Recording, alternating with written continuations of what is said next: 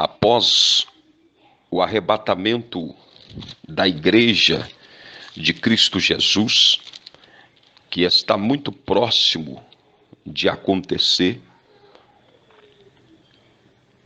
começará na face da terra o período da grande tribulação. A igreja é arrebatada, e em 2 Coríntios, no capítulo 5, versículo 10, porque importa que todos nós compareçamos perante o tribunal de Cristo, para que cada um receba segundo o bem ou mal que tiver feito por meio do corpo.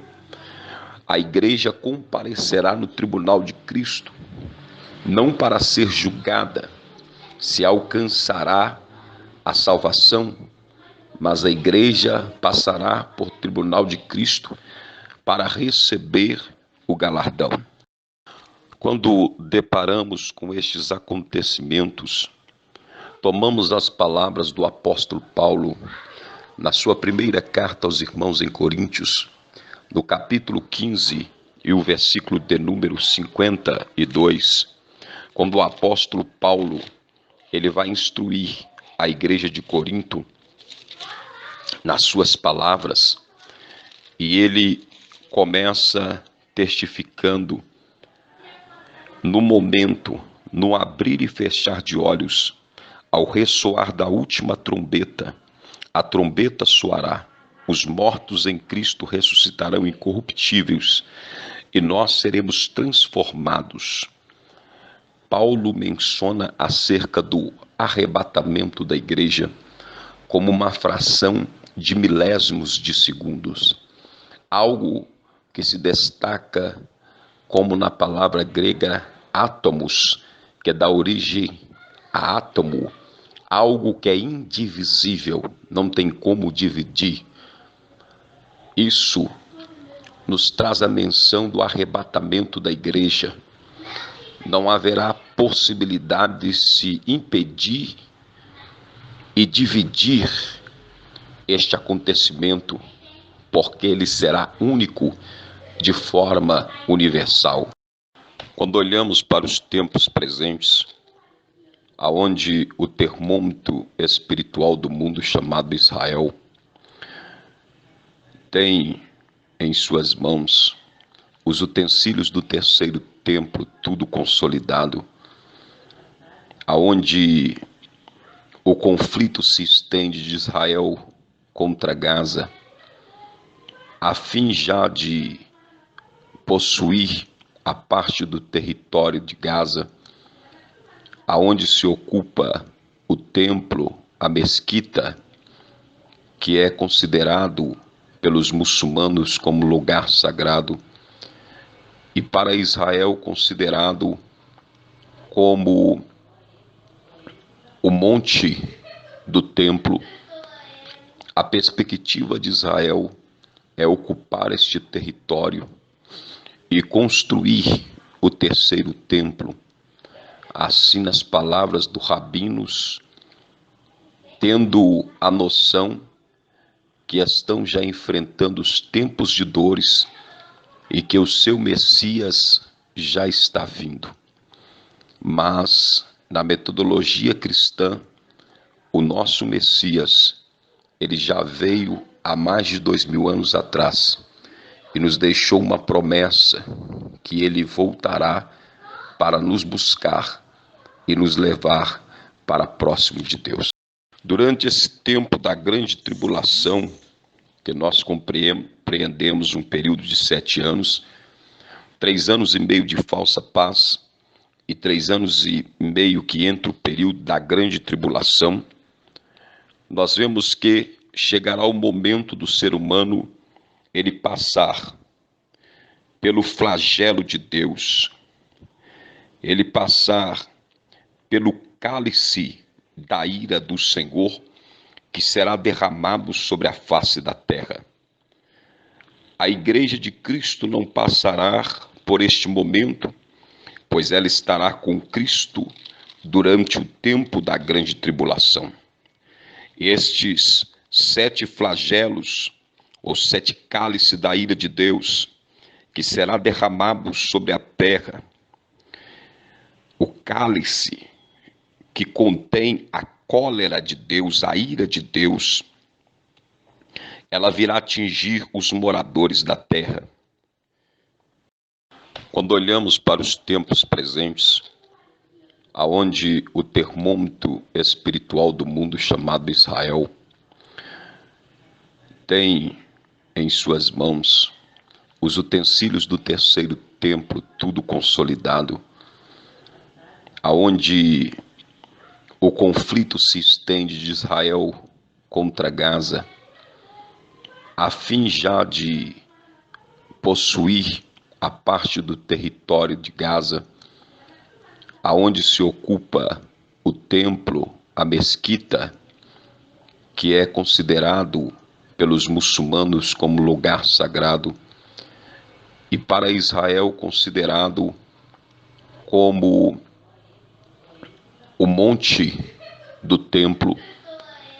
A perspectiva de Israel é ocupar este território e construir o terceiro templo, assim nas palavras dos rabinos, tendo a noção que estão já enfrentando os tempos de dores e que o seu Messias já está vindo. Mas, na metodologia cristã, o nosso Messias, ele já veio há mais de 2000 anos atrás e nos deixou uma promessa que ele voltará para nos buscar e nos levar para próximo de Deus. Quando João ele tem a visão na ilha de Patmos a respeito dos dias finais, e escrevendo o capítulo 16 do livro escatológico de Apocalipse, João narra sobre o cálice da ira de Deus, e ele diz que ele ouviu uma voz vinda do santuário, dizendo aos 7 anjos para ir e derramar sobre a terra as 7 taças da ira de Deus.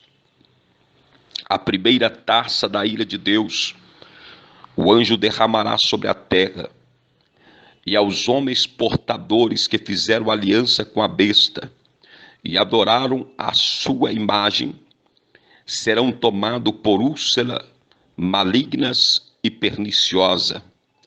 O segundo flagelo que atingirá a terra do cálice da ira de Deus será derramada no mar, e este se tornará em sangue como de morto, e morreu todo ser vivente que havia no mar. O terceiro cálice da ira de Deus, o terceiro flagelo a ser derramado, será nos rios e nas fontes das águas, e se tornarão em sangue. Os homens não conseguirão beber mais a água. E ele diz que ainda assim haverá o quarto flagelo. Este será derramado sobre o sol, e foi-lhe dado poder para queimar os homens com fogo. Com efeito, os homens se queimarão com intenso calor e blasfemarão o nome de Deus. Quem tem autoridade sobre estes flagelos? E nem se arrependeram para lhe darem glória. A ira de Deus atingirá os homens sobre a terra. João continua na sua visão relatando o que lhe foi permitido vir, o que lhe foi permitido ver, e ele releva agora para o quinto flagelo, aonde ele diz: derramou o quinto a sua taça sobre o trono da besta, cujo reino se tornou em trevas, e os homens remotiam a língua por causa da dor que sentia, e blasfemaram Deus do céu por causa das angústias e das úlceras que sofria, e não se arrependeram de suas obras, destacando assim a dureza do coração da humanidade, que mesmo experimentando o cálice da ira de Deus, O coração dos homens enegrecem para não dar crédito à palavra do Senhor. Passarão por estes flagelos todos aqueles que não entregarem a sua vida para Cristo e não se mantiverem fiéis diante da sua palavra. De João que ele continua tendo a visão e ele menciona o sexto flagelo. Ele diz que este sexto flagelo é derramado sobre o rio Eufrates, cujas águas secaram para que se preparasse o caminho dos reis que vem do lado do nascimento do sol. E ele diz: então vi sair da boca do dragão, da boca da besta e da boca do falso profeta 3 espíritos imundos semelhantes a rãs, porque eles são espíritos de demônios, operadores de sinais, e se dirige aos reis do mundo inteiro com o fim de ajudá-los para a peleja do grande dia do Deus Todo-Poderoso. João diz: eis que venho como o ladrão. Bem-aventurado aquele que vigia e guarda as suas vestes, para que não ande nu e não seja a sua vergonha, e não se veja a sua vergonha. Então os ajuntaram no lugar que em hebraico se chama Armagedon. João disse assim: então derramou o 7º anjo a sua taça pelo ar, e saiu grande voz do santuário do lado do trono, dizendo: feito está. E sobrevieram relâmpagos, vozes e trovões, e ocorreu grande terremoto, como nunca houve igual desde que há gente sobre a terra. Tal foi o terremoto forte e grande, e a grande cidade se dividiu em 3 partes, e caíram as cidades da nação. E lembrou-se Deus da grande Babilônia, para lhe dar o cálice do vinho do furor da sua ira.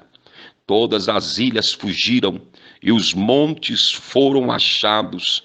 Também desabou do céu sobre os homens grande saraivada, com pedras que pesavam cerca de 1 talento. E por causa do flagelo da chuva de pedras, os homens blasfemaram de Deus, porquanto o seu flagelo era sobremodo grande. Os flagelos de Deus têm um âmbito universal.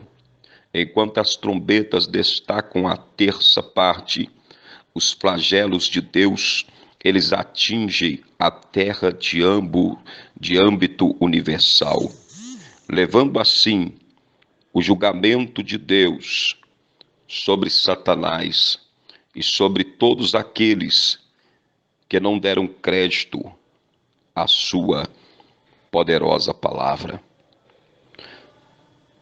Os flagelos das taças são as respostas de Deus aos esforços finais e mais intensos de Satanás de destruir o reino de Deus. Hoje, o ser humano ainda tem a oportunidade de abraçar pela fé a graça, alcançar a salvação e fugir do cálice da ira de Deus, porque o julgamento do Senhor já está predito para a Babilônia, para Satanás e todos os seus adeptos. Mas ainda dá tempo de muitos abraçar essa grande oportunidade que Deus tem dado. Porque a Babilônia, a mãe das meretrizes das abominações da terra, será destruída. E todos terão um dia que dobrar os joelhos e declarar que só Deus é o Senhor. A recomendação do apóstolo João é: eis que venho como vem o ladrão. Bem-aventurado aquele que vigia e guarda as suas vestes, para que não ande nu e não se veja a sua vergonha. É tempo ainda de voltar e de reconhecer que Deus é o Senhor e escapar dos 7 flagelos de Deus. do cálice da ira do Deus Todo-Poderoso.